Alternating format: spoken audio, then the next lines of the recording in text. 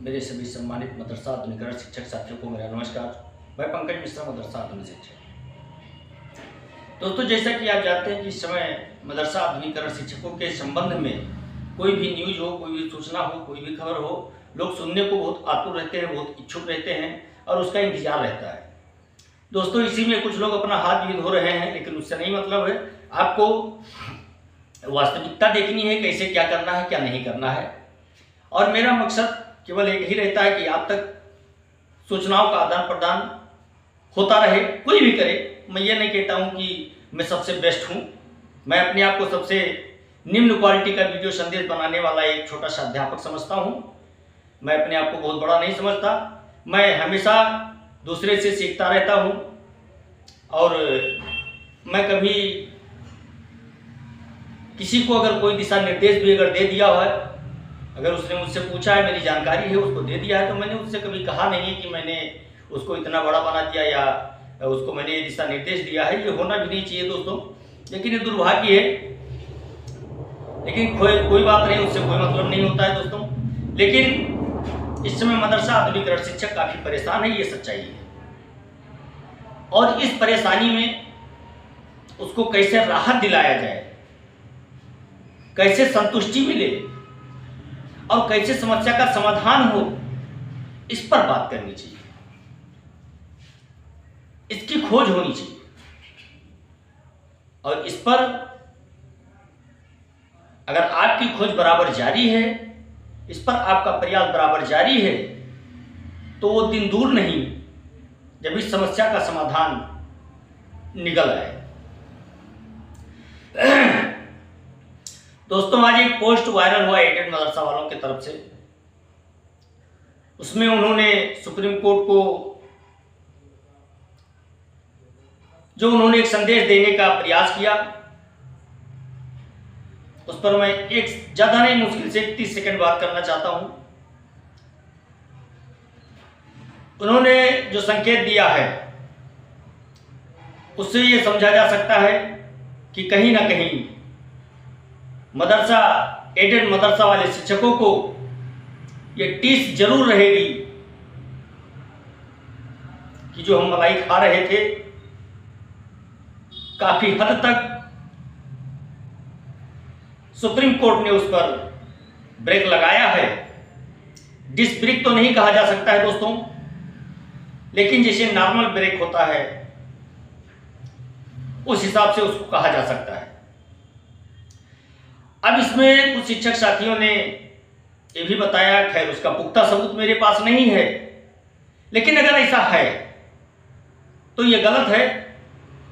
कुछ शिक्षक साथियों ने बताया है जो माननीय सुप्रीम कोर्ट ने जो फैसला लिया मदरसा बोर्ड की तरफ से, मदरसा बोर्ड को जो फैसला दिया, और उसमें यह कहा कि उच्च गुणवत्ता वाली शिक्षा को देने के लिए सरकार अगर पहल करना चाहती है तो उसका स्वागत है, उसके लिए उसको स्वतंत्रता है और वो भर्ती भी कर सकती है, नियम भी बना सकती है। दोस्तों, कुछ शिक्षक साथियों ने फोन करके बताया कि सर, इस पर कुछ मदरसे वाले ऐसे हैं एडेड वाले जो नई भर्ती करने की प्रक्रिया करने लगे हैं और उसमें कुछ पैसों की भी डिमांड करने लगे हैं। दोस्तों, मैं आपको बताना चाहता हूं कि अगर आप एडेड मदरसे में पढ़ा रहे हैं आधुनिकीकरण स्कीम के तहत, आप जा रहे हैं नहीं जा रहे, वो मैटर नहीं करता। स्कीम बंद होने से पहले आप जा रहे थे, वो मैटर करेगा। स्कीम जो बंद हुई है, बंद नहीं हुई है, सॉरी, होल्ड है, और जब से राज्य सरकार ने अतिरिक्त राज्यांश देना बंद किया है, उससे पहले आप मदरसा जाते थे नहीं जाते थे, ये मैटर रखता है। उसके बाद में जब से राज्य सरकार ने अपना अतिरिक्त राज्यांश देना बंद किया है, तब से आप मदरसा जा रहे हैं नहीं जा रहे, वो कोई मैटर नहीं है। उस पर आपके ऊपर कोई कार्रवाई नहीं बनती है। यह मैं कई वीडियो में बता चुका हूं और इस बार भी मैं बता रहा हूं, क्योंकि बहुत से शिक्षक साथियों ने फोन करके भी पूछा है, कमेंट करके भी पूछा है। इसलिए मैं उनसे बताना चाहता हूं कि आप राज्यांश बंद होने के बाद जब से लेटर जारी हुआ है जनवरी में, उसके बाद आप मदरसा गए हैं नहीं गए हैं वो मायने नहीं रखता है मेरे दोस्त। मायने ये रखता है कि लेटर जारी होने से पहले आप गए हैं कि नहीं गए हैं।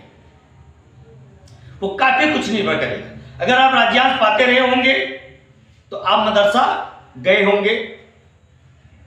केंद्रांश किसी को नहीं मिला है तो आपको भी नहीं मिला होगा। 2022 का केंद्रांश लगभग 10 महीने कुछ दिन का पैसा मिला है।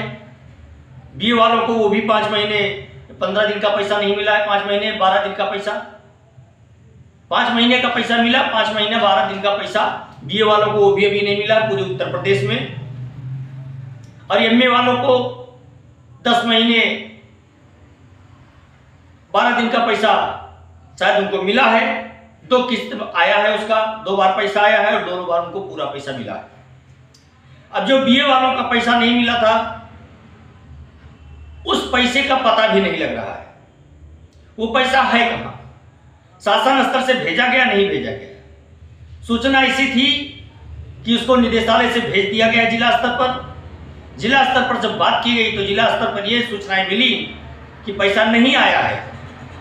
अगर कुछ पैसे इसमें अतिरिक्त हैं तो विभाग जब तक अलॉट नहीं करेगा, जब तक निदेशालय से सूचना नहीं मिलेगी, शासन से सूचना नहीं मिलेगी, तब तक उस पैसे का बीए वालों के खाते में ट्रांसफर करना मुश्किल है। दोस्तों वहीं पे इसको विराम लगा दिया गया। ये पैसा नहीं मिला। हालांकि पैसा अगर हमारी स्कीम चालू होती है पुराने शर्तों पर तो ये मान करके चलिए कि आप उसको पाने के हकदार हैं, क्योंकि वो पैसा राज्य सरकार को देना था, केंद्र सरकार को। राज्य सरकार ने तो अपना राज्यांश जो अतिरिक्त राज्यांश था वो दिया और राज्य सरकार ने भी अड़ंगा लगा दिया कि अगर केंद्र सरकार अपना केंद्रांश देगी तो जो मेरा परसेंटेज बनता है मैं उसके साथ मिला करके दे दूंगा। इसी का हमारा उनका मामला चल रहा था। माननीय इलाहाबाद हाई कोर्ट में हमारे मदरसा आधुनिकीकरण शिक्षकों के मुखिया श्री एजाज अहमद साहब ने 2-2 हजार रुपए लेकर के मुकदमा भी किया। किसी से 2000 लिया, किसी से 3000 लिया। कोई ऐसा भी रहा होगा जो न दिया होगा। मैं तो नहीं जानता कि एजाज साहब इतने अच्छे हैं जो कोई न दिया हो फिर भी वो उनको रीट में शामिल कर लिए हों, अगर उनका कोई सगा संबंधी न रहा हो तो। लेकिन उसके बाद से दोस्तों इलाहाबाद में जो लखनऊ में रीट डाली गई, एक पेशी के बाद दूसरी पेशी उसकी नहीं पड़ी, कोई डेट नहीं दिखा रहा।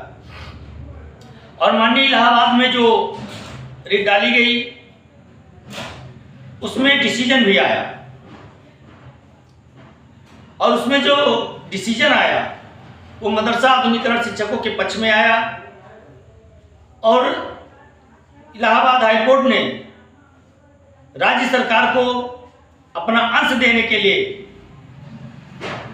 एथराइज किया और समय दिया कि इतने समय में आप इनका पैसा दे दीजिए। लेकिन वो भी पैसा अभी तक नहीं आया। नहीं आया तो रिव्यू में सरकार चली गई। अब जब से रिव्यू में गई है तब से मैटर वहीं पे पेंडिंग पड़ा हुआ है। अब बिल्ली के गले में घंटी कौन बांधे, समस्या ये है। क्योंकि पैसा तो एजाज साहब ने लिया, मुकदमे की पैरोकारी एजाज साहब नहीं कर रहे हैं। मैं इस मामले में अगर कोई सबसे ज्यादा चिंतन करता है तो मैं 2 लोगों को मानूंगा।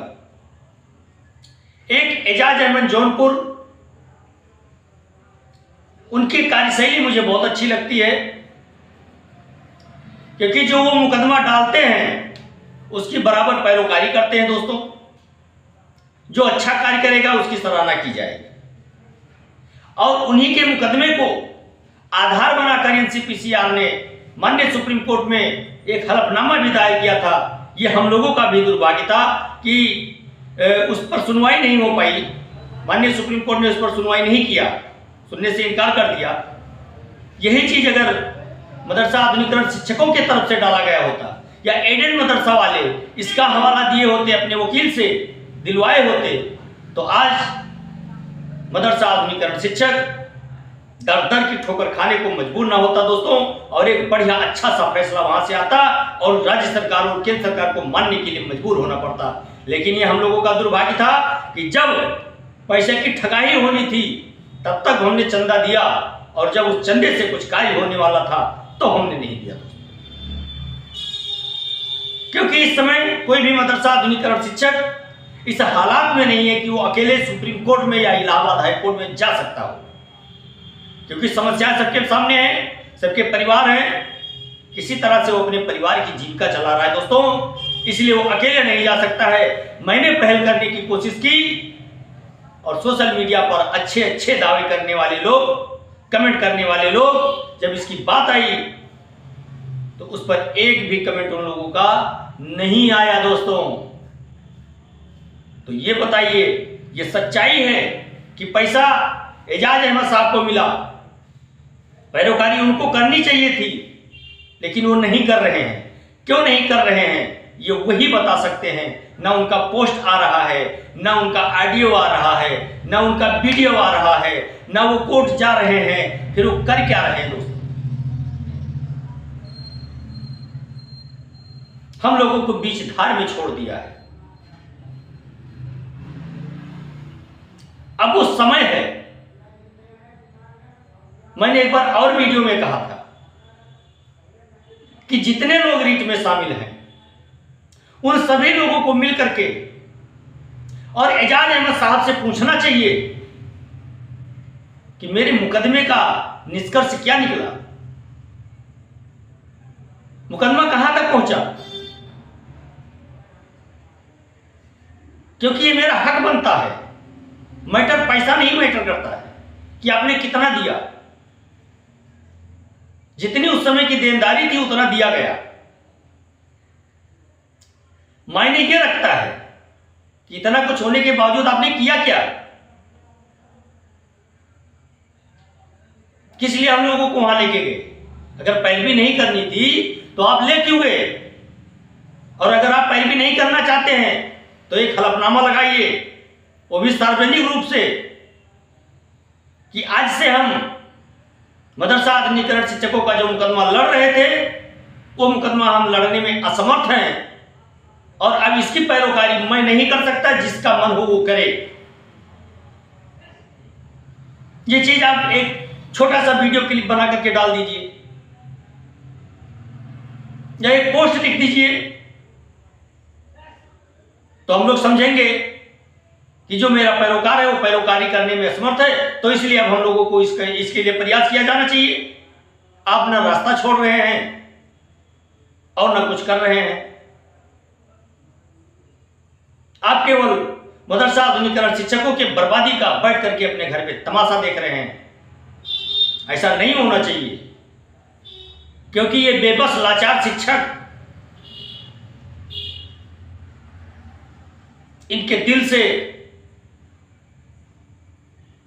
क्या निकलता होगा ये आप जानते हैं। और दोस्त, जब जिसका दिल तकलीफ में होता है ना, तो दूसरे के लिए अनुचित के अलावा उचित शब्द का प्रयोग नहीं कर पाता है। लेकिन फिर भी धन्य है मदरसा आधुनिकीकरण शिक्षक रीट में शामिल होने वाले कि इन्होंने आज तक एजाज अहमद साहब को एक गलत शब्द तक नहीं बोला है। इसके लिए मैं उनको बधाई देता हूं, धन्यवाद उनका करता हूं, और मैं उनकी जितनी भी सराहना करूं कम है। लेकिन दोस्त,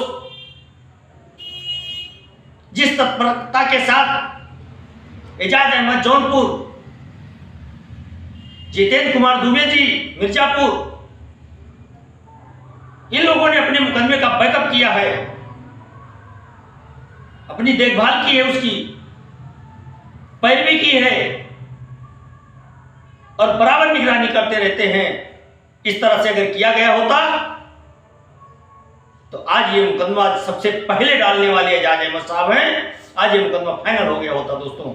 लेकिन ये हम लोगों का दुर्भाग्य है कि एजाज अहमद साहब हम लोगों के बर्बादी का घर पे बैठ करके तमाशा देख रहे हैं, और ये अब ज्यादा दिन चलने वाला नहीं है, क्योंकि अब ये शिक्षक जाग रहा है और बहुत जल्द आपसे सामना करेगा। इसके लिए आप इसके लिए एजाज अहमद साहब जी, राष्ट्रीय अध्यक्ष जी, महोदय जी, आप इसके लिए तैयार रहे।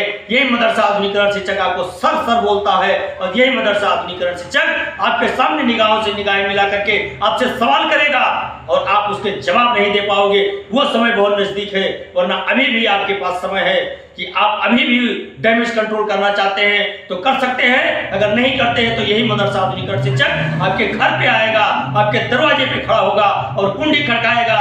जब तक आप निकलेंगे नहीं, जब तक आप मिलेंगे नहीं, तब तक वो बाहर निकलने वाला नहीं है और न वहां से हटेगा। आपसे मुलाकात बिना किए वो आपसे बाहर आ नहीं सकता है। और इतना मान करके चलिए, आपको उस सवालों का जवाब देना ही पड़ेगा, कैसा भी करके आपको देना पड़ेगा, क्योंकि इसमें मदरसा आधुनिकीकरण शिक्षकों का कलेजा जल रहा है, फट गया है और आप उनके बर्बादी का तमाशा देख रहे हैं। ऐसा नहीं होना चाहिए साहब। ये एक पीड़ित मदरसा आधुनिकीकरण शिक्षक की आवाज है और इसको कोई दबा नहीं सकता है।